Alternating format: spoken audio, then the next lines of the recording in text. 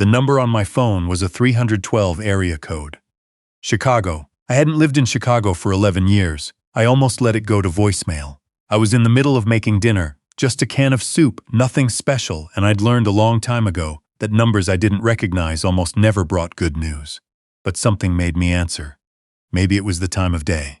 4:17 on a Tuesday afternoon. Scammers usually didn't call at 4:17 on a Tuesday. Is this Lawrence Greer? Who's asking?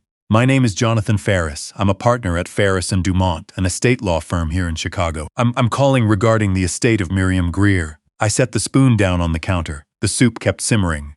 She passed? I asked. Yes, sir, 3 weeks ago. Ovarian cancer. I apologize. I assumed you'd been informed. I hadn't been. My son hadn't called. My son, who'd lived with her, managed her affairs, driven her to her treatments, hadn't picked up the phone to tell his father that his mother was gone. Mr. Greer, you're named as a beneficiary in Mrs. Greer's estate. We'd like you to be present for the formal reading of the will. There's also a sealed document addressed specifically to you that can only be opened during that proceeding. A sealed document, I said. Yes, sir. Per Mrs. Greer's instructions. I turned off the burner. I wasn't hungry anymore. Let me tell you something about sacrifice. When you're in it, when you're in the thick of it, you tell yourself it's noble. You tell yourself that someday it will matter, that someday the people you protected will understand what you did and why. You tell yourself that because you have to, because if you don't, if you look at it straight and honest, you'll see it for what it really is. The loneliest decision a person can make. I made mine in the summer of 2009 on a Tuesday night. Funny how Tuesdays keep showing up in my life. Outside a restaurant on North Wells Street. My wife, Miriam, had had 3 glasses of wine. I'd had one. Because I always had one. I was the responsible one. That was sort of the whole architecture of our marriage. She was brilliant and driven and occasionally reckless. And I was the steady one who made sure things didn't tip over. We'd been arguing. Nothing unusual. She'd just landed a major consulting contract with a pharmaceutical firm out on the North Shore, and she was glowing, the way she always glowed when her career moved forward. I was happy for her. I was also 43 years old, sitting on a partner track at an accounting firm that had just quietly informed me my track had ended. I wasn't going to make partner. They were polite about it. That's what made it worse. So we were arguing, and she grabbed the keys and I said her name, Miriam. In that way you say a person's name when you're telling them to stop without saying the word stop. She said she was fine. She always said she was fine. She wasn't fine. She was not fine. She struck a man who was crossing against the light at the corner of Dickens and Sedgwick. He went over the hood. She panicked and drove. I was 2 blocks behind her in a cab. By the time I got to the scene, people were on their phones. Someone was giving first aid. The man was conscious but down. And Miriam had vanished. I stood there on the sidewalk and I ran the math in my head the way an accountant does. My wife had a $400,000 contract on the table. She had a career. We had a 14-year-old son named, and I need you to understand he was everything to me. We had a son named Colt, short for Colton, and Colt went to a private school in Lincoln Park and had a future so bright I could barely look at it directly. Miriam's income was the engine of all of it. I had just been quietly told I had no future at my firm. I told the police officer I had been driving. I said I'd panicked and come back. I said I was deeply sorry. The man I hit, his name was Anthony Ruiz, and I will carry that name until I die. Had a fractured hip and a fractured wrist. He survived, he recovered, he sued, and Miriam's insurance quietly settled, and I didn't understand all of that until later. What I understood that night was simple. My wife's career could not survive a DUI hit and run. Mine already had nothing to survive. The story had gaps. Anyone looking carefully would have found them. The officer on scene was tired and took my confession at face value. The prosecution later said I'd shown remorse and a clean record, and they offered a plea. 18 months. I served 13. When I got out, Miriam filed for divorce. She said, and I will never forget this as long as I live. She said, Lawrence, I can't rebuild around someone who makes decisions like that. As if the decision hadn't been made for her. As if she hadn't driven that car, I didn't fight her. I signed what she put in front of me. I took almost nothing. I moved to Tucson, where my sister lived, and I started over. I got a job doing tax preparation for a regional firm. I made $41,000 a year. I ate soup from cans on Tuesday evenings. Colt was told the version his mother chose to tell him. I don't know exactly what that version was because he never asked me. He was 14 when I went to prison and 15 when I got out, and by the time the divorce was final, he had decided, clearly and completely, that I was not someone he wished to know. I tried. I wrote letters. I called. I drove back to Chicago twice in the first 3 years. Once for his high school graduation, which I watched from the far end of the parking lot because I hadn't been invited, and once for his 21st birthday, which I spent at a diner near where he shared with 2 college friends, because I wanted to be in the same city as him even if he didn't want to be in the same room as me. At some point I stopped trying, not because I stopped loving him, because continuing felt like pressing an open wound. The estate attorney's office was on the 22nd floor of a building off Michigan Avenue, the kind of office where the chairs cost more than my monthly rent. I flew in the night before and stayed at a Holiday Inn near O'Hare. I bought a new shirt from a Target near the hotel because I hadn't owned a proper dress shirt in 6 years. My son was already in the waiting area when I arrived. He was 40 now. He'd gotten taller somehow, or maybe I'd forgotten, or maybe I was smaller than I remembered. He had Miriam's jaw, sharp and certain. He was wearing a charcoal suit. He looked successful. He looked like his mother. He looked at me the way you look at something you find on the bottom of your shoe. "I don't know why she invited you," he said. "You don't deserve to be here." I sat down in a chair across the room from him. "How are you, Colt?" "Don't." He looked away. "Just don't." There was a woman with him, his wife, I assumed. I'd never met her. She was watching me with a cautious expression, like she wasn't sure yet what to make of what she was seeing. I gave her a small nod. She didn't return it. We waited in silence. Jonathan Ferris was younger than I expected. 40, maybe, with reading glasses and a calm, methodical voice. He led us into a conference room with a long mahogany table and a window that looked out over Lake Michigan on a gray November morning. He introduced himself. He explained the proceedings. He named the primary assets of the estate. Miriam had done extraordinarily well for herself. The pharmaceutical consulting work had grown into a firm of her own, Greer Advisors, which she'd sold to a larger company in 2019 for an amount that made my son lean forward in his chair. There was real estate, a condo in Lincoln Park, a vacation property in Asheville, North Carolina. There were investment accounts. There was life insurance. The total estate value, Ferris said, is approximately $2.8 million. My son exhaled slowly. I watched him do the math. I'd been an accountant. I knew what that exhale meant. "Before we proceed to the distribution of assets," Ferris said, "Mrs. Greer left a sealed document to be read aloud at this time. It is addressed to all beneficiaries, but specifically, in her words, to my son Colton, who deserves to know the truth, even though I should have told him years ago."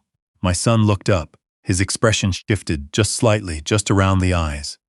Something uncertain moved through him. Ferris picked up an envelope. It was the kind of envelope you buy at a stationery store, cream-colored and thick. It had been sealed with wax. "This is in Mrs. Greer's handwriting," Ferris said. "She recorded a video attestation as well, per our documentation requirements. I'll read it in full." Colt said nothing. I folded my hands in my lap and looked at the window. The lake was dark and flat. "Colton, I've started this letter 4 times. I've deleted it from my computer twice and thrown away 2 handwritten drafts. I keep trying to find a version that makes me look better than I am.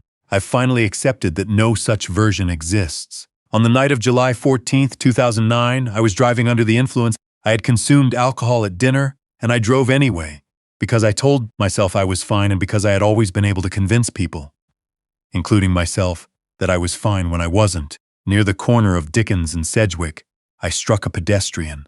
I panicked. I drove away from the scene. Your father was not in the car. He arrived at the scene afterward, in a cab, and he made a decision I did not ask him to make and did not stop him from making, to tell the police officer on scene that he had been driving. He accepted responsibility for what I had done. He went to prison for 13 months for what I had done. He lost his career for what I had done. I told myself for a long time that it was his choice, that I hadn't forced him. That's technically true and morally useless, and I have known that for years. When he came home, I filed for divorce. I told myself I needed to protect our financial stability. I told myself it was for you, for your future, so your schooling wouldn't be interrupted, so your life wouldn't fall apart.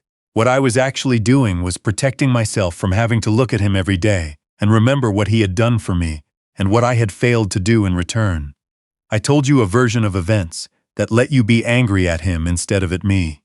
I told you he'd made reckless choices, that he'd compromised our family. That was true, in the narrowest technical sense, and it was a lie in every way that actually mattered. I let you believe your father was someone who had failed you. He was the only person in that situation who did not fail anyone. I've had 2 years of cancer treatments to sit with this. I've had a lot of quiet time. I kept thinking I would tell you in person. I kept waiting for the right moment, and the right moment never came, and now I've run out of moments. I am not asking you to forgive me. I know that might not be possible. I'm asking you to see your father clearly, maybe for the first time. The distribution of assets below reflects my understanding that I owe Lawrence Greer a debt I cannot repay, and this is the only instrument I have left to try. Ferris set the letter down. My son had not moved. His wife had her hand over her mouth. The distribution, Ferris continued, in the same calm professional voice that I was grateful for, because it gave the room something neutral to focus on, is as follows. The Lincoln Park condominium, valued at $840,000, is bequeathed to Lawrence Greer. The Asheville property, valued at $410,000, is bequeathed to Colton Greer. The investment accounts, totaling approximately $1 million, are split equally, 50% each, between Lawrence and Colton Greer. The proceeds of the life insurance policy, $250,000, are bequeathed to Colton Greer in full. Additionally, $50,000 is directed to a charitable fund in the name of Anthony Ruiz. The room was very quiet for a long moment. Then my son pushed back from the table and walked to the window. I watched him. I didn't say anything. I'd had 13 months in a prison in southern Illinois to practice not saying anything. He stood there for a long time looking at the lake. His wife went and stood beside him and put her hand on his back, and I thought, good. He has someone good. Mr. Greer, Ferris said quietly, leaning toward me. Are you all right? I'm fine, I said. I'm fine. He came and sat beside me after Ferris stepped out to give us a moment. He didn't say anything at first. Neither did I. We sat there side by side at the long mahogany table in the conference room with the view of the lake, and I could feel him trying to figure out where to start. How long did you know? He finally said. I always knew, I said. I was there. I mean, how long did you know she never told me? I thought about it honestly. I assumed she'd told you something closer to the truth once you were older, maybe 18, 19. When you stopped returning my calls, I figured you knew, and you'd made your choice. He made a sound. Not quite a laugh, not one. She said you had a drinking problem, he said. That you'd been reckless for years. That the accident was the culmination of. He stopped. I believed her. She was my mom. She was always there. You were gone. I know, I said. You could have told me. I could have, I said. But she was your mother and you were 15 and she was all you had, and telling you would have taken that from you. I wasn't willing to do that. He turned and looked at me. He had Miriam's eyes, too. Dark brown, precise. He looked like he was making some kind of internal inventory, like a man who's been handed a balance sheet that doesn't match anything he thought he knew. I said some things to you, he said. Over the years, the few times you did reach out, I said some things. It's all right. It's not, he said. It's actually not all right, Dad. I don't know if I can describe what it felt like to hear that word, Dad. 11 years of soup and Tucson and watching his life from a distance that felt like the surface of the moon, and then that word in a conference room in Chicago on a gray November morning. I didn't cry. I'm 63 years old and I've done most of my crying in private. But I looked at the lake for a long time before I answered. Then we can work on it, I said. We had lunch. The four of us, Colt, his Eve Denise, the attorney Jonathan Ferris, and me, walked 3 blocks to a diner on State Street that had been there since at least 1980, and probably longer. Ferris picked it because his office ordered from there, and he vouched for the Turkey Club. I had the Turkey Club. It was excellent. Denise, once she relaxed, turned out to be a nurse practitioner who worked in pediatrics. She and Colt had 2 daughters, ages 7 and 4. Their names were Waverly and June. Colt pulled out his phone and showed me pictures, because that's what fathers do when someone asks about their children. And for a moment he looked so much like himself at 14 himself, before everything got complicated and dark. that I had to look back down at my sandwich. "They don't know about you," he said. "They know they have a grandfather. I told them you lived far away." "Tucson," I said. "Yeah." He turned his phone face down on the table. "I'd like to change that, if you're willing," I said. "I've been willing for a long time." He nodded slowly. Something in him was still processing, still recalibrating. I gave him the room for that. I was good at waiting. "I want to be clear about something, because I've thought about it a great deal in the months since that morning. I don't think what I did in 2009 was the right thing. I want to be precise about that. The right thing would have been to let Miriam face the consequences of what she'd done. The right thing might have been to insist she turn herself in, to support her through that process, to protect our son by being honest with him rather than disappearing. I was not wise enough or brave enough for any of that. I was a frightened man at the end of his professional rope who made a decision in about 40 seconds on a Chicago sidewalk. And then I kept making it for 13 months in a state correctional facility. And then I kept making it in Tucson for 11 years. I've had people tell me I was noble.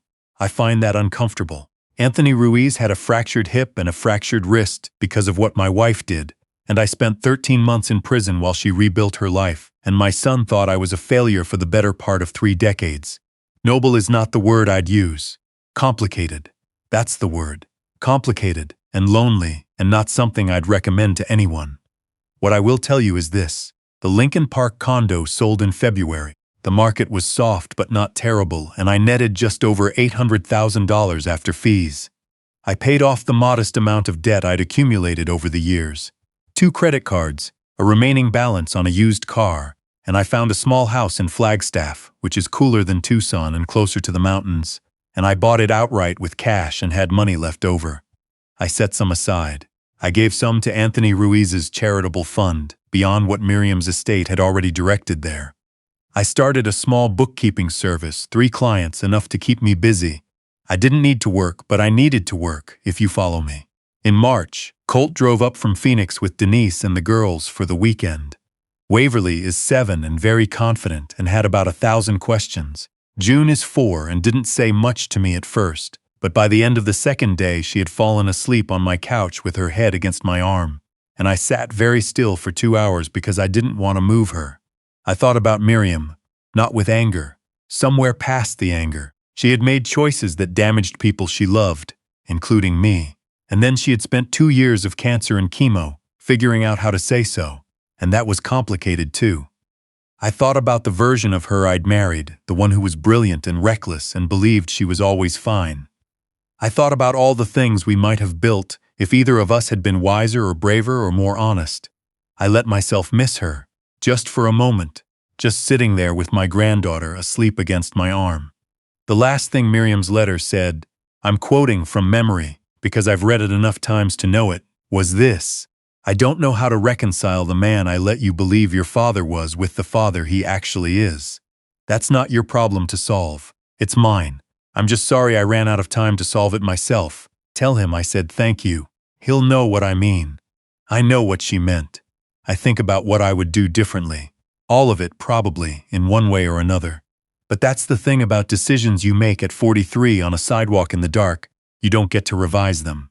You just carry them forward until, one gray November morning, you find out what they actually cost and what they were worth. My granddaughter's name is Waverly. She is 7 years old, and she has my mother's nose and Miriam's jaw, and she is, without question, the best thing I've ever sat still for. That's enough.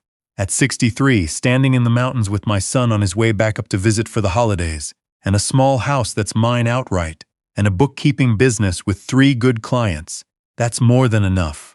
It's more than I had any right to expect, and I'll take it.